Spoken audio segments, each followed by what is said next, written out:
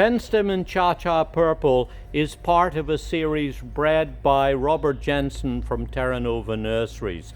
He's been working on perfecting some very nice hybrids from our native Beardtongues, or Penstemons as they're known botanically.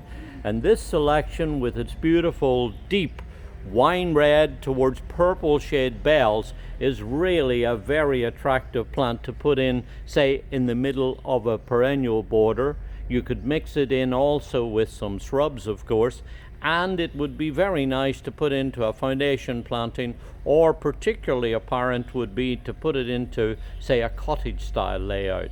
It's also, because it produces its flowers on these long sturdy stems that get to about 2 foot high or so, it's also something that you could cut and bring in and put in a vase of water.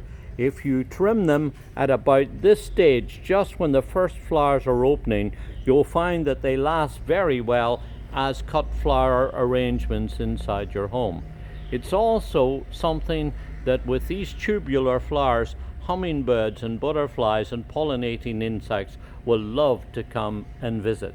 One thing's for sure, you're going to be able to get lots of these very pretty, comparatively large tubular flowers that will put on a terrific show. If you want to grow it, what's important with growing penstemons is really good drainage. They love to have free draining soils. You can mix in some organic matter when you're planting it, and of course water it well until the roots get established in their new position. Then probably put down a little layer of mulch to help it get through the drier months. But the most important thing is to grow it in well-drained, gravelly or sandy conditions. If you're thinking about drainage, then it might be worth even thinking about elevating the soil a little bit. And certainly you could put this in a raised bed, in a rockery, in somewhere, a raised bank for instance, somewhere where you're certainly going to have lots of good drainage. That's important. It's a zone 6 plant, so it should be hardy in zone 6, 7, 8 and so on.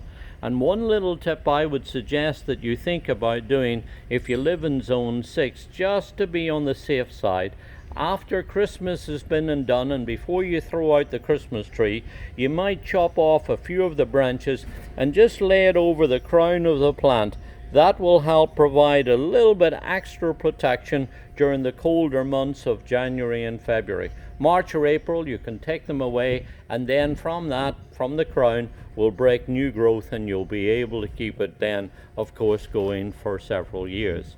One final tip that I have with these is that it's always good with perennials like these to trim them back after the flowers begin to go over. That prevents seed production, but more importantly than that, it encourages lots of these young growths like this, which then, if they're trimmed back, these young growths will grow out, and then they'll carry flowers on the tips of the growth. And that will keep the flower going from early summer, when it begins to flower first, all the way through to the frosts of the autumn. So whether you break out into a dance in your garden or not, it's up to you. But one thing I suggest you do is to grow some beautiful perennials like this lovely penstemon. This is Penstemon Cha-Cha Purple.